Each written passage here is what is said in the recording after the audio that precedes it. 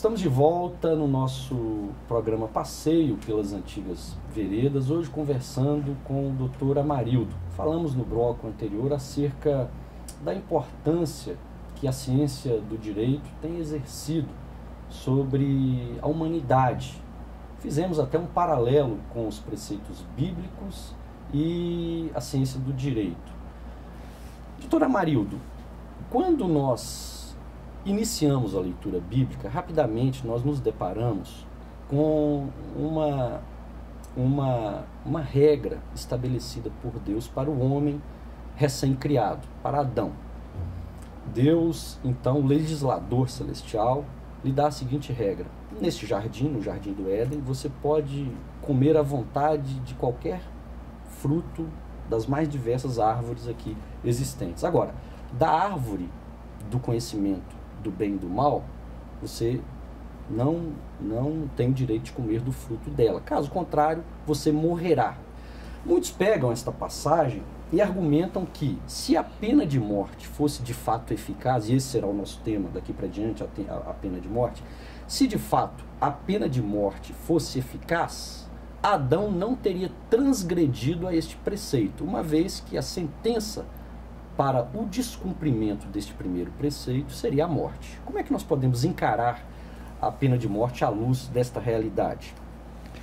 Eu gostaria então de fazer uma relação dessa questão mencionada com o que diz a criminologia nos dias de hoje, com relação especificamente à pena de morte. Afirma-se que o que leva a pessoa a não cumprir, a não praticar um crime, não é a gravidade da pena que poderá sofrer, mas a certeza de que essa pena será aplicada.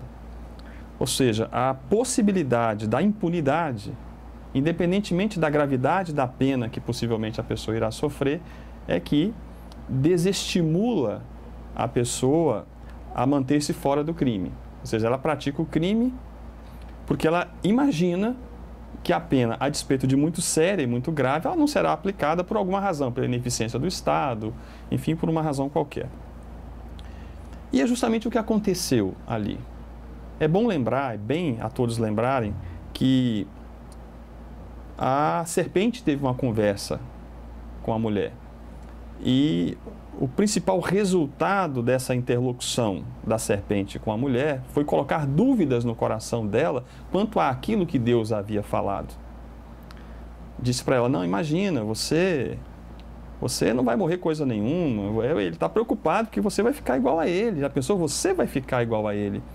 Então essa dúvida gestada e gerada no coração do ser humano naquele momento foi a causa pela qual eles desconsideraram uma sentença prévia estabelecida por Deus, que era a sentença de morte, não porque eles não temessem a morte, não porque eles não temessem a sentença, mas porque, por obra do diabo, eles passaram a desacreditar que aquilo seria finalmente aplicado, sendo sempre bom lembrar que até aquele momento talvez nem eles soubessem exatamente o que é a morte.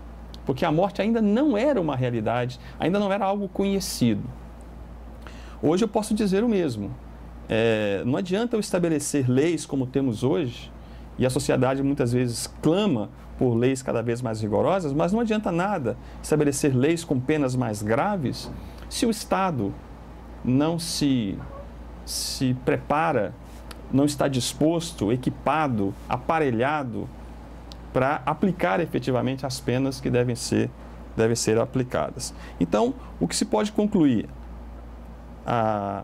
em torno dessa questão é que não se trata da ineficácia da pena estabelecida por Deus, mesmo porque, logo ao depois, Deus foi estabelecendo as leis mosaicas, de que falamos no bloco anterior, e dentre as penas aplicáveis estava a pena de morte, e ela funcionou efetivamente para estabilizar o Estado de Israel, que saiu aquela caravana de centenas de milhares de pessoas do Egito, perambulando 40 anos pelo deserto. Imagina, a dificuldade de manter a coesão social, o pacto social e a existência da pena de morte, não deve restar dúvida. Foi um fator primordial para manter a estabilidade social naquele momento histórico ali. Então, né, está longe de se poder dizer que o fato de Adão e Eva terem descumprido a primeira lei expressa estabelecida, se é que eu posso chamar de primeira lei expressa, já que Deus já havia determinado que cuidassem do jardim, né, seria um mandato cultural, mas o fato é que o fato de terem descumprido essa lei não quer dizer que a pena de morte seja ineficaz. Ela é eficaz, ela gerou aquilo para o que Deus criou. O que houve foi uma desconfiança gestada pela influência do mal sobre a efetiva punição aplicável por Deus. Agora, na visão dos reformadores, a pena de morte era algo legítimo, tanto que a Confissão de Fé de Westminster apoia os reformadores neste quesito. Quando nós chegamos na carta que Paulo escreveu aos Romanos, no capítulo 13, ali nós encontramos uma passagem segundo a qual o Estado teria essa prerrogativa a fim de disciplinar a humanidade. Então, ela seria muito mais um objeto de moralização do que necessariamente de vingança. E estaria nas mãos do Estado esta condição de realmente fazer cumprir a pena de morte. Como é que o senhor encara esta realidade, haja vista que alguns estados americanos abraçaram a pena de morte, e aqui no Brasil ainda não foi instituída esta pena, a pena capital? Por vezes, algumas pessoas usam o argumento de que no Decálogo, nos 10 Mandamentos, há uma ordem de Deus proibindo matar. Não matarás, é o que diz o 6º mandamento. Pois bem, usam esse argumento para dizer então que a pena de morte é algo condenado pela Bíblia, é contrário a Deus, que o Estado não pode aplicar a pena de morte, e eu tenho que discordar desse ponto de vista. Porque o mesmo Deus que em Êxodo 20, conforme registrado em Êxodo 20, estabeleceu essa ordem não matarás, se você continuar lendo a Bíblia, já no capítulo seguinte, em Êxodo 21, ele está determinando a pena de morte em algumas circunstâncias graves para aquela sociedade hebraica que ali estava. O que se pode concluir então? Que aquela ordem de não matarás era o homicídio praticado de maneira maldosa, intencional, premeditada, como um ato de vingança, de desforço pessoal. E por que Deus proibiu isso? Por razões de misericórdia, mas também porque deu ao Estado, o incipiente Estado de Israel, ainda um Estado teocrático que se criava naquela época, Deus deu ao Estado a prerrogativa única, a exclusividade, a privatividade na aplicação daquele tipo de pena. Conhecendo como Deus conhece as limitações do ser humano, sabe que não poderia dar ao ser humano imperfeito, falho, pecador, a ele próprio a capacidade de vingar pessoalmente por meio da morte do seu oponente, ou matar em qualquer uma outra circunstância. Deu então essa prerrogativa ao Estado. Você vai dizer, mas o Estado também é formado por pessoas falhas, limitadas, que vão aplicar essa lei. É claro, esse é um fator de preocupação. Os governantes, mesmo aqueles afinados com Deus, mesmo aqueles transformados pelo poder do Espírito Santo, ainda como pecadores que são, estão sujeitos a errarem, a falharem, numa pena capital que não tem retorno depois. Sobre isso, a Bíblia fala que não há autoridade que não haja sido constituída por Deus no texto que você mencionou, de Romanos 13, no começo do capítulo. Dando a dizer, não que cada autoridade existente é um sacerdote de Deus. Não, o que Deus diz por meio da sua palavra, que toda autoridade, ela recebe a influência e ela está ali a serviço de Deus. Como uma ferramenta de Deus, ou como uma espada de Deus, conforme você bem assinalou.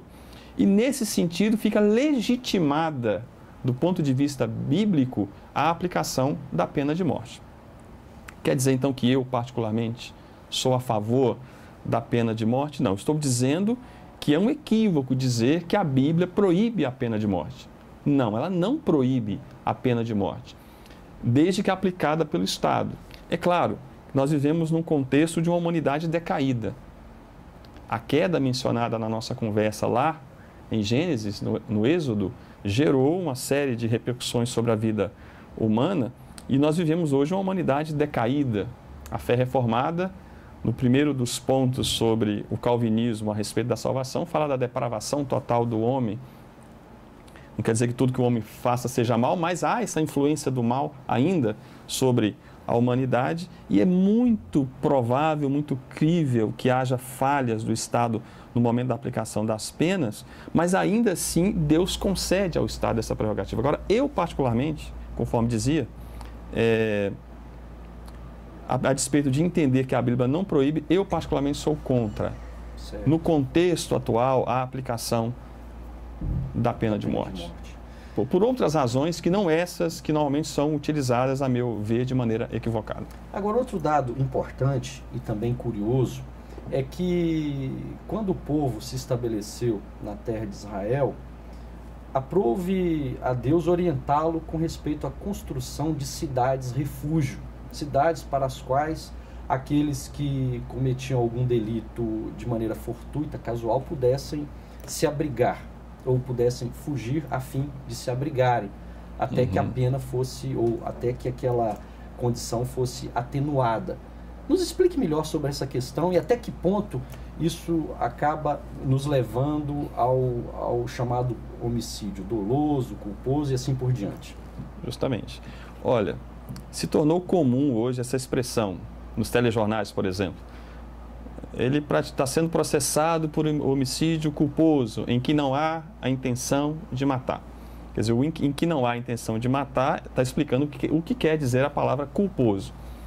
É um pouco estranho a quem não milita na área jurídica. Quando a pessoa age com a intenção de fazer, ela pratica um crime doloso. Quando ela não tinha intenção, é culposo. A ideia de culpa aí ela é mitigada, então ela mitiga, na verdade, a gravidade do crime praticado. Fica parecendo que é uma coisa nova, uma inovação das leis modernas? Não, você mencionou. Para o homicida culposo, aquele que matou sem a intenção de matar, Deus estabeleceu, conforme você mencionou, as cidades de refúgio, na qual eles tinham a proteção especial do Estado. O que há por trás disso? O que Deus efetivamente pune e considera como fundamental no ato de punição é a intenção de matar, a intenção de praticar o crime. A premeditação, por assim dizer. A premeditação, isso.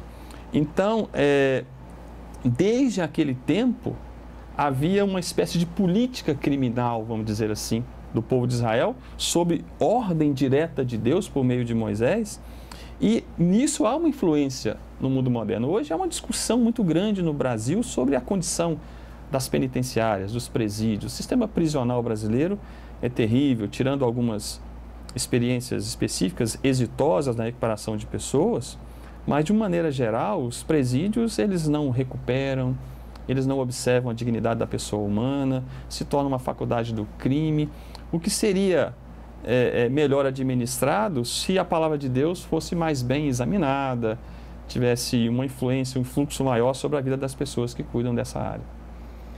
Mas isso aconteceu num passado remoto, quando os puritanos, aqueles que romperam com a igreja anglicana na Inglaterra, porque entenderam que a igreja anglicana não levou a cabo as tão esperadas reformas em relação à igreja de Roma. Aqueles homens, então, receberam o apelido de puritanos porque eles entendiam que a igreja anglicana deveria levar às últimas consequências a reforma protestante. Mas a igreja não fez isso. Por essa razão, alguns deles tomaram um navio em direção à América, a fim de constituírem um novo país, uma nova nação, onde pudessem cultuar ao seu Deus de maneira livre, porque na Inglaterra eles eram duramente perseguidos. Por essa razão se estabeleceram nos Estados Unidos os chamados pais peregrinos, ou os puritanos. E antes mesmo deles desembarcarem do navio Mayflower, eles compilaram o chamado Pacto do Mayflower, que era um conjunto de leis que haveria de regir, ou de reger, melhor dizendo, aqueles que iriam colonizar a América do Norte, os Estados Unidos. E me parece que até hoje, né, doutor, até hoje este pacto exerce influência sobre a Constituição americana, ou sobre o direito americano, por assim dizer, não? Acho que muito mais do que exercer uma influência sobre a Constituição, que é uma das mais belas do mundo, principiológica, ainda do século XVIII e vigente até os dias atuais, apenas com algumas emendas. É muito mais do que exercer uma influência sobre o direito americano, com seu traço de liberdade, de direito privado, de respeito à individualidade, separação nítida entre igreja e Estado. Muito mais do que isso, esses princípios puritanos, eles fazem parte, na verdade, da alma do povo americano, que torna aquele país um país admirável. Não só como potência econômica, militar, mas com um povo realmente diferenciado. E a gente percebe nitidamente a diferença que há, por exemplo, em relação ao povo brasileiro, né, que bebeu de uma outra fonte na sua origem. Não aqui uma crítica ao sistema colonizador brasileiro, não quero comparar, ser descaridoso a esse ponto, mas é inegável que os traços trazidos pelos puritanos, pelos desbravadores americanos, da sua fé, a forma como encaravam o cristianismo como algo não relacionado à atividade religiosa em si, mas à vida como um todo. Quer dizer, o espaço de vivência do cristianismo na concepção daqueles homens era, sobretudo, nos relacionamentos sociais, no trabalho, na escola, em todas as áreas. A vida de maneira integral. Integral. O cristianismo não é outro senão o cristianismo integral. Qualquer coisa menos do que isso é um subcristianismo, é uma subfé. E aí não vale a pena realmente rotular-se de cristão, alguém que não viva sob a perspectiva de que a fé cristã deve estar presente em todas as áreas da vivência humana. E vivendo também a realidade de que Deus é Senhor sobre a cultura, o que é uma herança muito boa do calvinismo, do pensamento calvinista. Sobre isso, Abraham Kuyper, um grande pensador calvinista holandês, esteve nos Estados Unidos e nas suas palestras ali, que acabaram redundando num livro com esse nome, o Calvinismo, fala muito claramente disso, de que Deus é Senhor da cultura.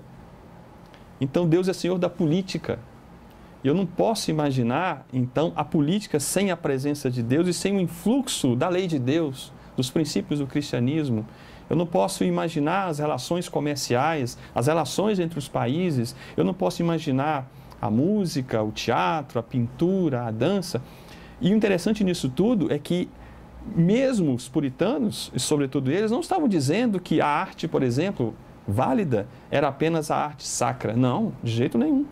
Eles estavam dizendo que Deus comunicava da sua graça, chamada graça comum, sobre todos, inclusive os não cristãos, que numa bela peça de teatro, numa bela composição musical, numa sinfonia, mesmo de pessoas não cristãs, havia ali o dedo de Deus, a ação de Deus, e que por isso nós teríamos que glorificar a Deus por essa produção. Então, essa forma de pensar o cristianismo, a sua inserção social, a importância da fé religiosa em todas as áreas da vida, foi o que eles trouxeram para a América e que tornam esse país, os Estados Unidos da América, esse país tão diferenciado como a gente mencionou.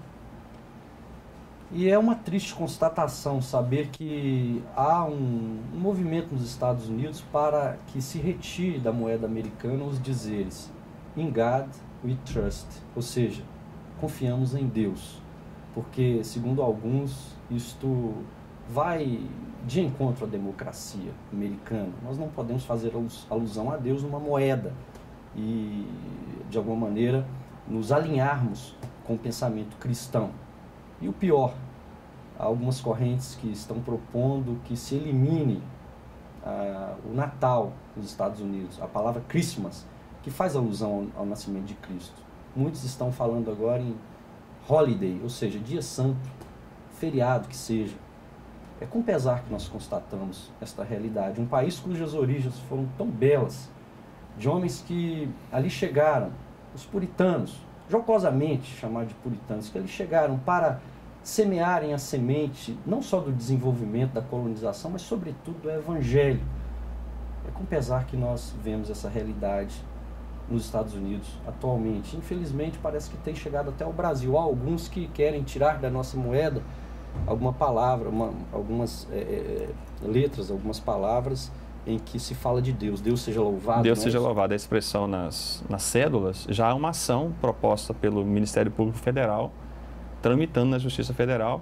A liminar foi negada, mas há essa disputa judicial já em curso para tirar a expressão Deus seja louvado das cédulas do dinheiro brasileiro. Infelizmente, parece que a humanidade quer banir Deus da sua realidade. Doutor Amarildo, foi um grande prazer recebê-lo aqui. Certamente nós fomos muito instruídos com a sua entrevista e gostaria que você fizesse um comentário final a respeito do direito em relação à Bíblia e ao nosso dia a dia teológico, se eu posso dizer assim. Olha, o que aflige um pouco o meu coração de advogado, professor, mas cristão, acima de tudo, como cidadão do céu, é uma proposta de humanismo hoje que cada vez se afasta de Deus. Eu tenho uma convicção de que quanto mais o homem se afasta de Deus, menos humano ele se torna. E eu posso dizer o mesmo do direito.